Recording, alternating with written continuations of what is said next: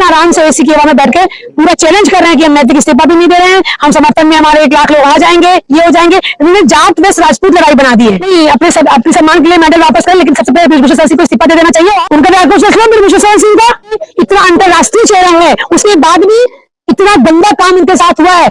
ये कहने में बताने में सालों लग जाते हैं एक महिला को फिर चरित्रहीन कहा जाने लगता है, एक महिला को तोड़ने लगता है। मुकदमे 38 मुकदमे हैं। किसका सरपरस्त है, किसका हाथ है, पहले जांच का विषय है। अपराधी बैठे हुए हैं हमारे वहां, वो हमारी माँ बहन बेटियों की, युवाओं की, उनके भविष्य की चिंता कैसे कर सकते हैं, क्योंकि अपराध का संरक्षण खुद दे रहे हैं। उसकी नैतिकता क्या है? दबी हुई है उसके पास।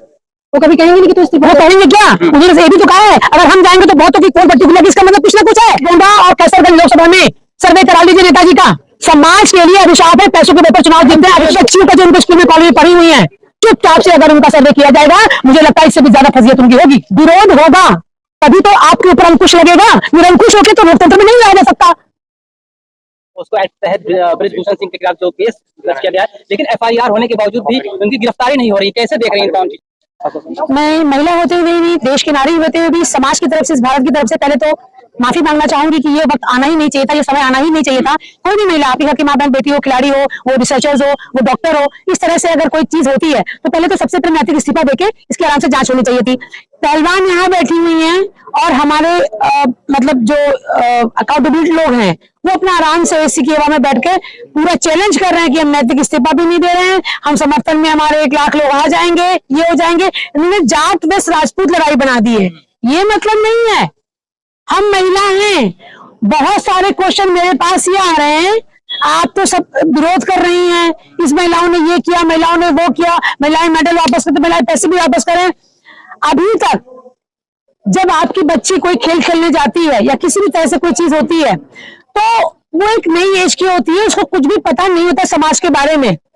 उस समय उसका कैरियर जब पीक पर होता है, तो वो जब हमारा संरक्षक कहेगा हम तुम्हारे साथ कुछ करना चाह रहे हैं, तो क्या वो पीछे हटेगी? नहीं हट पाएगी, क्योंकि सब बहुत मेहनत होती है उसके साथ में, सपने होते हैं परिवार का, समाज का, देश का। और ये आज पहली बार नहीं है शोषण हुआ है, ये शोषण होता जा रहा है महिलाओं का। इस पर एक मंथन, राजनीतिक पार्टियों को एक मंथन करना चाहिए, एक चिंतन करना चाहिए। इस तरह से एक दफा की बात नहीं है। तो महिलाओं को ये मुद्दा उठाने से पहले ही मेडल भी वापस कर देंगे। नहीं, अपने सम्मान के लिए मेडल वापस करें, लेकिन सबसे पहले बृजभूषण शरण सिंह को इस्तीफा दे देना चाहिए। और अगर वो सही है तो जांच के लिए बोले, नार्को टेस्ट ले लो, महिलाओं का नार्को टेस्ट के ले लोगे, उनका नार्को टेस्ट लो बृजभूषण शरण सिंह का। आज देश की महिलाएं, जब देश का नाम कभी गौरव किया था, और आजकल सोशल मीडिया पे क्या चल रहा है, इन्होंने गिफ्ट दिया, शादी करवाई, हाथ में खड़े हुए, पिता तुल्य बनकर खड़े हुए।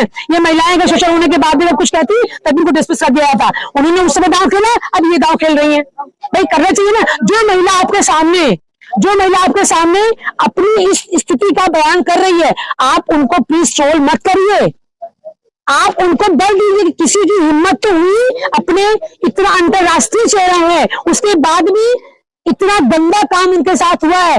ये कहने में बताने में सालों लग जाते हैं एक महिला को, एक महिला को फिर चरित्रहीन कहा जाने लगता है, एक महिला को तोड़ने लगता है। उनके ऊपर कितने मुकदमे? 38 मुकदमे हैं। वो कहाँ पे जेल में थे? टाडा में जेल में थे। उनके ऊपर सरपरस्त, किसका सरपरस्त है, किसका हाथ है, पहले जांच का विषय है।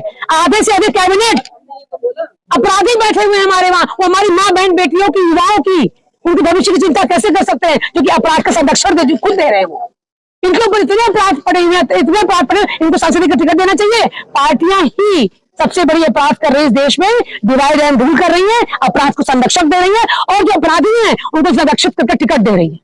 ये चीज बिल्कुल गलत है। देश की एकता के लिए, देश की सुरक्षा के लिए सबसे पहले राजनीतिक पार्टियां अकाउंटेबल हो।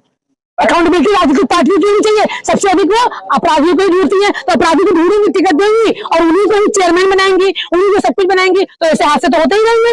प्रधानमंत्री मोदी, अमित शाह और नड्डा अगर कह देंगे तो इस्तीफा दे दूंगा। दूध की नैतिकता क्या है? दूध की रग दबी हुई है ना उसके पास, वो कभी कहेंगे नहीं कि तो इस्तीफा। वो कहेंगे क्या? उन्होंने ये भी तो कहा है, अगर हम जाएंगे तो बहुतों की पोल पट्टी खुलेगी। इसका मतलब कुछ ना कुछ है। मतलब आज समस्या उनको क्यों दे मिल रहा है? कुछ तो दाल में काला है। और फिर यहाँ की बात नहीं कहिए, मैं कह रही हूँ एक सर्वे टीम कर लीजिए। मैं आपके माध्यम से कह रही हूँ, एक सर्वे टीम जिसमें सदस्य कौन है, कहाँ के हैं, मालूम नहीं होना चाहिए किसी को भी। और गोंडा और कैसरगंज लोकसभा में सर्वे करा लीजिए नेताजी का। समाज के लिए अभिशाप है, पैसों के बल पर चुनाव जीतते हैं, अभिशाप है। 6 बार जीते हैं पैसों के बल पर, अपने रसूख के बल पर। अच्छा काम अगर किया है तो उनके पास 4 हेलीकॉप्टर है, वहां पे उसी क्षेत्र में बच्चों के पास खाना नहीं है, भूखमरी है। कैसरगंज में और गोंडा में कतई पिछड़ा हुआ इलाका है। आप अपने सरकारी रिपोर्ट में भी देख लीजिए, गोंडा जिला कैसरगंज की तरफ पिछड़ा हुआ इलाका है। आपकी आर्थिक स्थिति ठीक हो गई, वहां की जनता हो गई। नहीं, बात यहाँ शोषण की हुई है, मैं यहाँ शोषण पर नहीं बात कर रही हूँ। गोंडा कैसरगंज जाके एक बार हर बच्चियों का जो उनके स्कूल में कॉलेज में पढ़ी हुई है, चुपचाप से अगर उनका सर्वे किया जाएगा, मुझे लगता है इससे भी ज्यादा फजीयत उनकी होगी। अरे आप खुद को या उनकी बहन बता रही हैं? बहन नहीं हूँ मैं, उनके पटीदारी हूँ, उनके गाँव की हूँ। मेरे बच्चे उनके स्कूल में पढ़ने के लिए यहाँ पे दिल्ली से ले गए थे उठा के। मर्सिडीज में मेरे बच्चे गए थे, 20 बच्चे हैं मेरे, युवा बच्चे। आपकी कोई खानदानी दुश्मनी है क्या? No no no no no no, कोई खानदानी दुश्मनी नहीं है। वो मैं उनकी वोटर हूँ। एक बार सुनिए, ये क्या मतलब? आप लोग ये भी पूछे खानदानी दुश्मनी है क्यों होगी? मैं आपको वोट दे रही हूँ, जनता के पैसे से चुनाव लड़ा जा रहा है, आम चुनाव है। हमारा प्रतिनिधित्व करने अगर आप जाओगे तो हम आपको बोलेंगे, हम पड़ोसी को बोलेंगे, हम आपसे पूछेंगे कुछ भी, आपसे पूछेंगे। आप जनता का आवाज बनकर सदन में जाते हो, जनता की आवाज को, अपने लोकसभा की आवाज को रिप्रेजेंट करते हो, तो सवाल आपसे होगा या पड़ोसी से होगा? आपसे होगा सवाल। सवाल है कि नेताजी आपकी इतनी बरकत हो गई, 100 स्कूल हो गए, सब कुछ हो गए, आपका इंप्रेशन क्या है? वहां की जनता से गुफ्तगू करिए, प्राइवेट सीक्रेट गुफ्तगू। लेकिन वो 6 बार जीतते हैं, जनता उनको चुनती है। जनता नहीं चुन रही है, जनता जो चुन रही है हमें भी पता है, उनको पता है। जनता चुनवाई, जनता को वोट की ठेकेदारी हो जाती है। सारे लोग उनके रसूख में रहते हैं, 10 गाड़ी से साहब आए, 4 हेलीकॉप्टर से उतरते हैं। उनकी भी विकास वही है कि नेताजी का विकास हो गया, उसी में भाव बनना खत्म हो जाते हैं। नेताजी का विकास हो गया, नेताजी ने पूछ लिया, भैया कैसे, तुम ठीक हो? अरे तुम ठीक हो, सब बोलते नहीं है। अरे बच्चे तो खुश हो गए साहब, भारत भैया का विकास। वो कह रहे हैं कि बाहुबली और माफिया तो ही नहीं है, वहाँ पे जो थे मट्टी मिला दी जाए। राजा भैया कौन है? विजय सिंह कौन है? देखिए, बाहुबली और माफिया की रही बात, मैं इतना ही चुनाव आयोग से भी और ऑनरेबल सीजीआई से बोलूंगी कि जितने भी कलंकित कैबिनेट है उनको त्वरित तरीके से सदस्यता रद्द करके उनको इस्तीफा लिया जाए और उनको 5 टर्म चुनाव में लड़ने दिया जाए। और चुनाव टिकट दे पार्टियां, 2 बार से अधिक कोई भी सांसद या विधायक या नहीं बनना चाहिए, क्योंकि और लोगों को मौका नहीं मिल पाता है। इनका दल ये मठाधीश हो जाते हैं, फिर मठाधीश हो जाते हैं, इनके बिना कुछ समाज में आप कर भी नहीं सकते। और नई आवाज, युवकों की आवाज, नए चेहरे फिर आ भी नहीं पाते, ये अपने खानदान पालने लगते हैं। ब्रिजभूषण जी कह रहे हैं कि ये कांग्रेसियों की साजिश है, मुझे बदनाम करने की कोशिश हो रही है। अरे भाई, ब्रिजभूषण का पैसा तो हर जगह, हर ही जगह है, कोई साजिश नहीं है। स्टूडेंट आंदोलन करे तो खालिस्तानी मांग हो गई, वो वामपंथी हो गए, पप्पू हो गए, वो कांग्रेस सपोर्टर हो गए। हमने आपको वोट किया है, हम आपसे पूछेंगे नहीं वामपंथी क्या होता है, कांग्रेसी क्या होता है। सत्ताधारी पार्टियां हैं, उनको भूतकाल से बहुत मतलब है। सत्ता में रहकर उन्होंने क्या किया इसका कोई आकलन नहीं करवाती है। वो भूतकाल क्या हुआ, भूतकाल ये हुआ। अरे विरोध होगा तभी तो आपके ऊपर अंकुश लगेगा, निरंकुश होके तो लोकतंत्र में नहीं रहा जा सकता।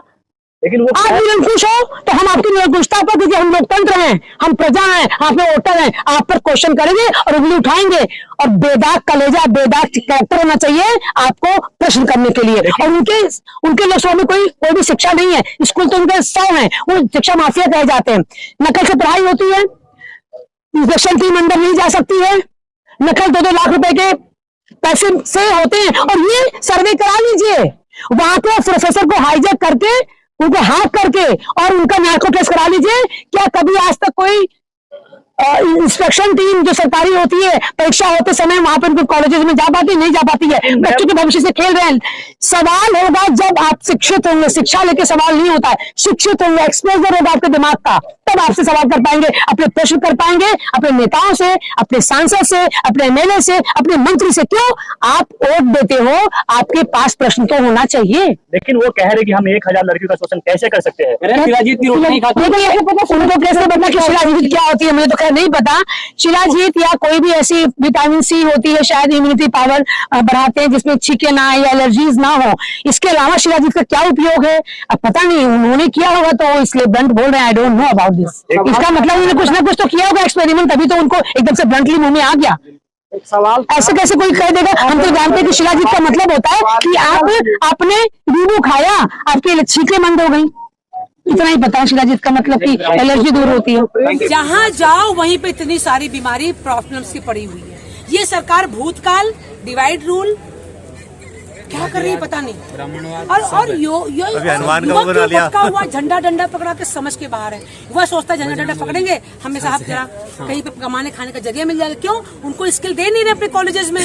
तो जब तक मंत्री जी की वो चकचगरी नहीं करेंगे तो ठेकेदारी मंत्री जी देंगे नहीं। ठेकेदारी रोजगार तो खत्म कर दिया ना। इसमें रोजगार बचा कहाँ? ठेकेदारी का जो ब्लेस है वो मंत्री जी नेताजी तो देते हैं ना।